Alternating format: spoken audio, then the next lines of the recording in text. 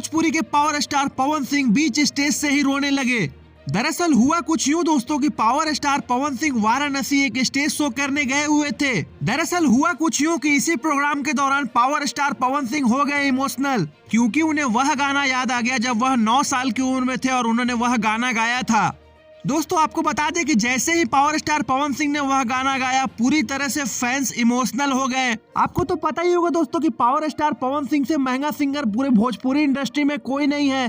तो आपको बताते चले कि बनारस में हुए इस प्रोग्राम के लिए पावर स्टार पवन सिंह की टीम ने 1 करोड़ रुपए प्लस चार्ज किए। हालांकि यह प्रोग्राम देख ज्योति सिंह पूरी तरह से हुई खुश, क्योंकि दोस्तों ज्योति सिंह का मानना यह है कि पावर स्टार पवन सिंह एक सूफी सिंगर है और उन्हें हमेशा सांस्कृतिक प्रोग्राम पे ज्यादा भाग लेना चाहिए। हालांकि वाराणसी के इस इवेंट के बाद पावर स्टार पवन सिंह अपने बलिया ससुराल भी जाने वाले हैं। लेकिन इस स्टेज शो की सबसे चौंकाने वाली बात यह है कि पावर स्टार पवन सिंह ने बीच स्टेज से अनाउंस कर दिया कि बहुत जल्द वह अपनी पत्नी ज्योति सिंह यानी अपने परिवार के साथ रहने वाले हैं।